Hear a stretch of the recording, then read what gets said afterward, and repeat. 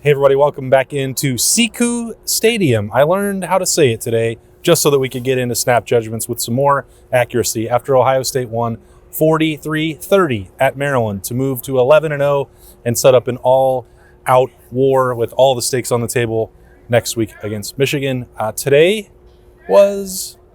I don't know what to say about it. That's Bill Landis. That's Jeremy Birmingham, and I am... A moron. Birm was correct. Maryland was ready to bring a challenge. Ohio State messed around for a half and didn't want to seemingly accept it. Part of the reason seemed to be Travion Henderson being not healthy and Ohio State continuing to play him. Whatever. I'm a moron. It was a tight game, and it doesn't... The score obviously looks like, hey, it's another double-digit win for Ohio State. Zach Harrison put the game away with a strip sack that Steel Chambers returned for a touchdown to push it out there a little bit more. 43-30 was the final. Take it away, Berm. I think that my biggest takeaway from this is that Ohio State essentially tried on one drive in the first half and then played for a quarter basically in the second half and won by 13 on the road against a team that was sort of it cornered animal a little bit after the way they played the last 2 weeks. Tuatito Talia Tonga-Viola, however you say his name. I'm not being dismissive. I just don't know how to say it. It was really, really good. He was.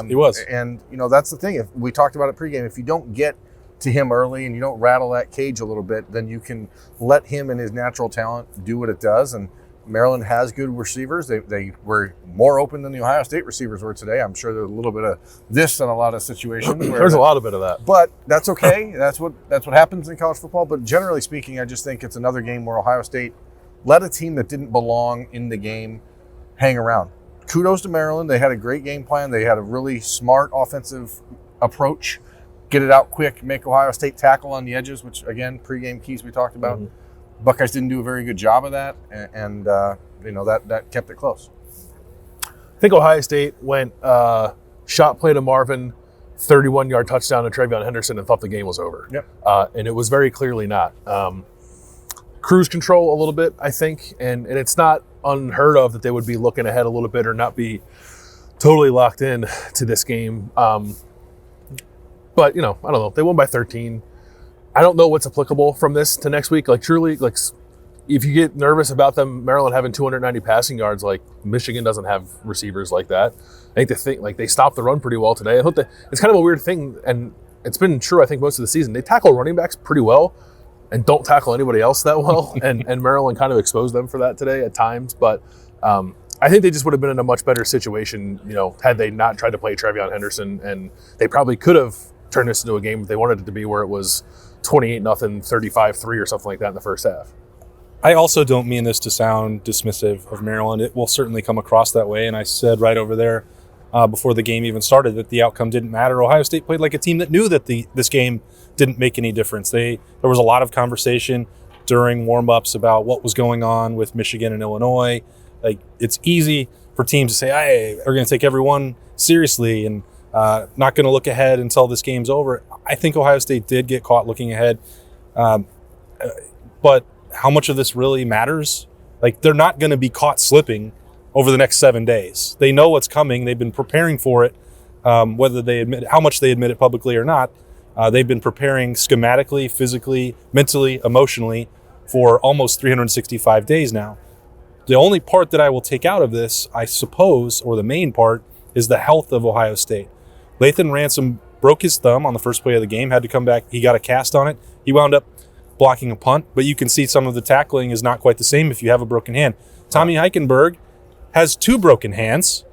That also sounds less than ideal for tackling. He is still a monster and doesn't seem to be letting that faze him at all. But those are some situations that are going on defensively. We saw what happened with Travion Henderson. And if Ohio State is going to not make adjustments when the health of their offense is hanging in the balance, that's a problem because Travion Henderson is not going to be fully healthy next week. Mayan Williams is probably not going to be fully healthy next week. Jackson Smith and Jigba, I do not expect to play in that game. Matthew Jones left here in a walking boot and on crutches. Don't expect him to play at right guard next week at this point. That would be a major surprise. So look, we talked about 4 hours ago about Ohio State being pretty healthy for the end of the season. They're not quite that way right now as you start to look ahead to next Saturday. Yeah, and you just think, I mean, I look at today and even the little things that all year long were a matter of concentration. Tanner McAllister drops an interception. Lathan Ransom drops an interception in the end zone, and maybe that's because he has a broken thumb and maybe he didn't know how to catch it with a cast on. Yeah. But Maryland scored touchdowns on both of those drives, and you look at this game and it could have been a little bit different just on the scoreboard if Ohio State completes those plays. You saw early in the game there was a deep shot down on a post where the Maryland defender jumped in front of Emeka Egbuka and then it hit him right in the hands. It's just plays that earlier in the season I think Ohio State would have made. And I don't know if it's just a lack of concentration or looking ahead, but now you have to think about the things like injuries. I don't know how, I mean, Enoch Vamahi came in and did a great job in the final drive of the game. Emeka Egbuka made the toughest catch of the night that he needed to make to basically ice the game away when he did on a 3rd and 7 on CJ kind of threw off his back foot and he made a great catch. But you can just tell they were not entirely engrossed in this game. And it's easy to say we're not looking ahead, but they clearly were. And you don't blame them for it. I mean, you can't blame them for it. They're only human. Oh, yeah. I mean, I didn't the final result of this game, like margin-wise, I don't think really mattered. Get here, get a win, go home, and get ready for the one. Michigan doesn't care that they won 19. Yeah, Michigan messed around with. I mean, Illinois is a good team, but Michigan messed around them. Like they're hurt too. Blake Corum got banged up in that game, so that'll be interesting to monitor. The injuries are a thing for sure, particularly kind of what they do on the offensive line now, assuming Matthew Jones can't play next week. The reason I am hung up on playing TreVeyon Henderson, and you kind of alluded to this, Austin, is if they try to do that again next week, it's like it's going to go poorly. Yeah. You cannot. TreVeyon can't play. I want to get these numbers right for you, Bill. Yeah. I know in the first half, it was 11 carries, total of 19 yards. Ohio State ran the ball 13 times, and TreVeyon had 11. We know what the score was then. Dallin Hayden ran the ball 26 times in the second half, and in total, 27 for 146 and 3 touchdowns. TreVeyon had 11 for 19. He gets a lot of credit for being tough. For sure, yeah. Like, it's not his fault that they kept putting him out there. At some point, you have to say no, especially when you're seeing the results with Dallin Hayden. So go ahead. Yeah, yeah, that's what it is. You have to. Guys want to play. Like, there's a lot of guys on the team that are playing hurt right now. Emeka Egbuka, CJ Stroud said, has been playing through stuff for most of this year. Like, I applaud them for trying to do that, but at a certain point, you have to ask yourself, what's best for the player, what's best for the offense? And playing TreVeyon was good for neither today. And I worry a little bit that they're going to try to play him next week, that they're going to try to play Mayan Williams, who we think has a high ankle sprain. Like, he's not going to be 100%. And the problem with both of those guys is that when they are hurt, it tends to accentuate what are their worst habits, which is being a little bit indecisive as a runner. But on the flip side of that, Dallin Hayden is not. And I don't know if there's a little bit of hesitation among the coaching staff to put a guy like Dallin Hayden into a spot like that. But every time they've handed him the ball, he's delivered. And I think he needs to be the guy next week. It's just another example of what has sort of been an underlying theme all year, and it's been Ryan Day and the coaching staff being kind of stubborn about things that they don't need to be stubborn about. Like, you didn't need to play TreVeyon Henderson in this game. Chip Trainum's here and healthy. If you wanted to give Dallin a blow, then you let Chip get in there and run it. If you're telling me that he's a guy that you trust enough to move to a running back, then at some juncture you probably should just give him the football. It couldn't have been less effective than TreVeyon Henderson was today. And again, I'm not trying to denigrate Trey. He played, obviously he wanted to play, trying to be tough. He made some nice cuts on the 31-yard touchdown on the screen pass to him. I just don't think right now he has the confidence or the vision or the burst to play running back the way that he did a year ago. And if you're going to use him out there to catch the ball, fine. That gives him the ball in space and lets him kind of do some things one-on-one.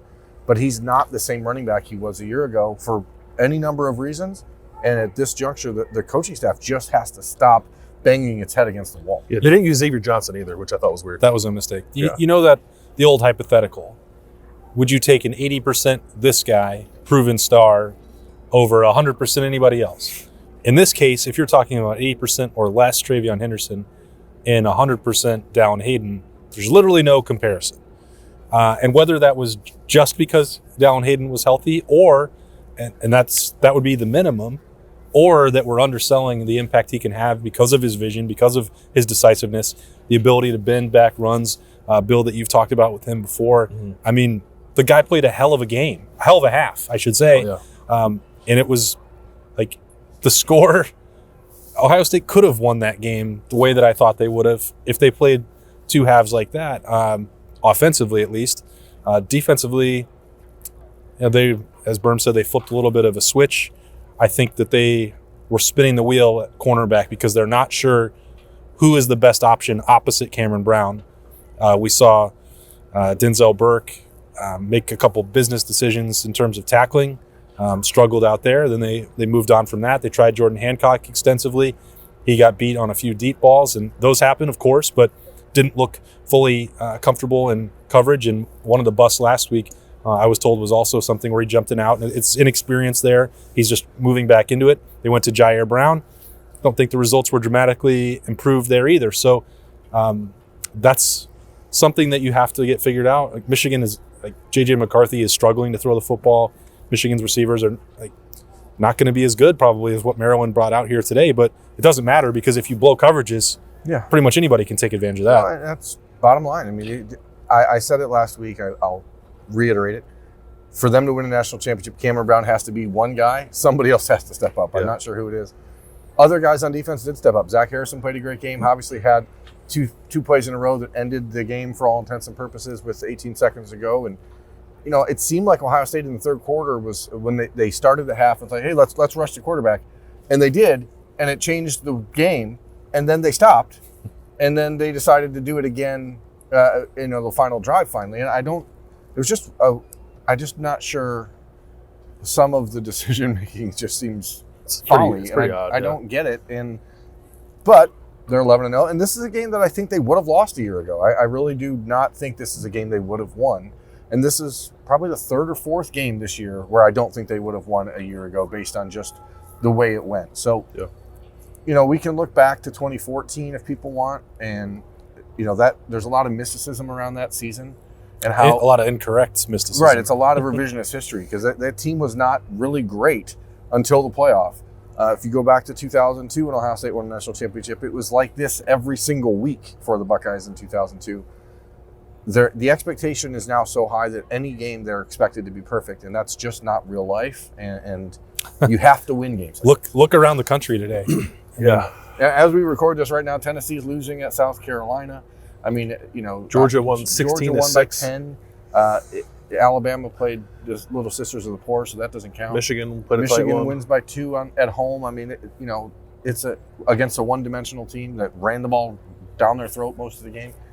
It's hard to win every game, and you're not going to win them all pretty, but you have to just walk out of here with a dub. Yeah, I think it was a weirdly managed game, like situational stuff like delay games and all that stuff, playing Travion. There were a lot of odd decisions, I think, from the staff. I think the player, this might sound mean, like the players like rose above that a little bit, I think today. I think that's fair. I think some individuals too, like Zach Harrison, like that play down here, not the strip sack that got the garbage time touchdown was one thing. The play before that, he was just like, no, this game's going to end now. And it was a 3-man rush, and Maryland actually has pretty good offensive tackles, decent offensive tackles, and he just like knocked that guy back with one arm and basically ended the game. Like that's the stuff you want to see from a team that's just like had enough and like is done with the foolishness and wants to get this game over with and go play Michigan next week. So I thought that was good to see. I asked Zach about that. I said, what came over you there? And he said, well, JT told me right before we went out there, he said, if we get a sack here, the game's over. And I'm like, okay. Done. How about 2? That'll put it away. Well, they should have asked for that earlier. Yeah. And sometimes it's anything in life. JT walks up to Zach before every play. Hey, Zach, if we get a sack here, it's over. I also want to give credit to the Ohio State fans that were in attendance today. This game could have gotten a little bit weirder if there weren't more Buckeye fans here than there were Maryland fans. Yeah. I am sometimes critical of the Ohio State fans at home. The group that travels is always great, and they outnumbered Maryland today. And at parts of this game where Maryland could have used their home crowd to really kind of make things difficult, they didn't have one. So, I just I think that's worth noting. Yeah. Instead, everybody that showed up in Scarlet and Gray gets to go back to either Columbus or wherever they came from to support the Buckeyes with a win. The Buckeyes are heading back with one as well. The rivalry week has officially begun. The calendar has turned. Ohio State beat Maryland 43-30. We're going to have a lot more coverage of that, of course, and we're going to talk plenty about the game as we get back to Columbus, Ohio, starting with some Roosters live show on Monday on the podcast and plenty of written content at ohiostate.rivals.com That's coming from Bill Landis, Jeremy Birmingham, and me, the moron, Austin Ward. This has been Snap Judgments from Siku Stadium. Thanks for watching. We will see you later.